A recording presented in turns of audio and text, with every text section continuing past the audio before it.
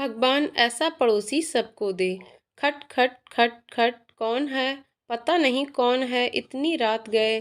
बड़बड़ाते हुए सावित्री जी ने दरवाजे के बीच बने झरोखे से झांक कर देखा। अरे रमा, तुम इतनी रात गए, जानती भी हो 2 बज रहे हैं। क्या है आंटी जी? वो बाबूजी की तबीयत खराब हो रही है, उन्हें बड़े अस्पताल लेकर जाना होगा। आंटी जी, अंकल जी से कहिए ना, वो अपनी गाड़ी से उन्हें।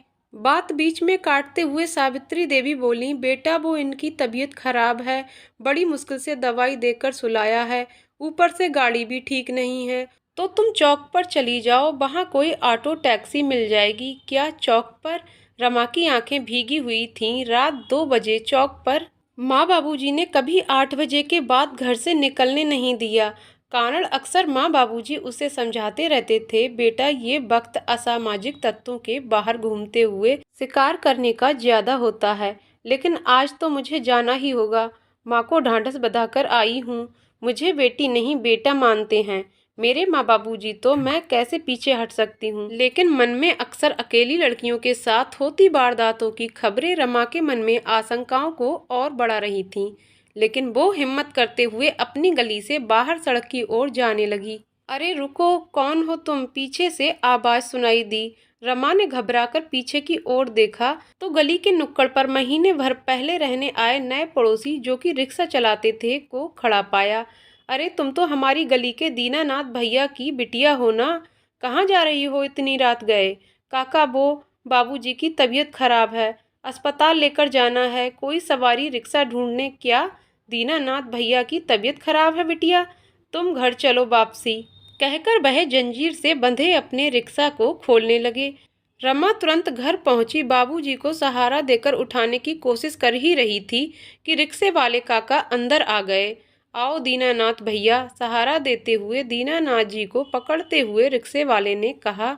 अरे बिटिया, भाभी जी कुछ नहीं है, सब ठीक है, अभी डॉक्टर के पास पहुंच जाएंगे।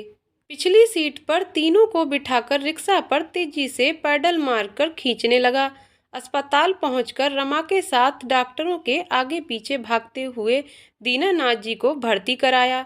देखिए, थोड़ा बीपी बढ़ा हुआ था। डॉक्टर ने उन्हें दवाओं सहित थोड़ा आराम करने के लिए कहा। बेड के पास बैठी रमा को शाम की वो तस्वीरें आंखों के आगे नजर आ रही थीं, जब बगल वाली सावित्री आंटी अंकल जी के साथ खिलखिलाकर गाड़ी से उतरी थीं। तब ना तो गाड़ी खराब थी और ना अंकल जी की तबीयत। बस देखिए, ये इंजेक्शन मंगवा लीजिए, डॉक्टर ने एक पर्ची रमा की ओर बढ़ाते हुए कहा। यहाँ लाइए डॉक्टर साहब, कहकर रिक्शे वाले ने पर्ची पकड़ ली। तुम मम्मी पापा के साथ रहो, हम अभी लेकर आए बिटिया। और वह बाहर की ओर तेजी से निकल गया। रमा एकटक उसकी ओर देखती रही। एक छोटा सा चद्दर वाले मकान में रहने वाला रिक्शा वाला। गली में सभी के घर 2-3 मंजिला थे।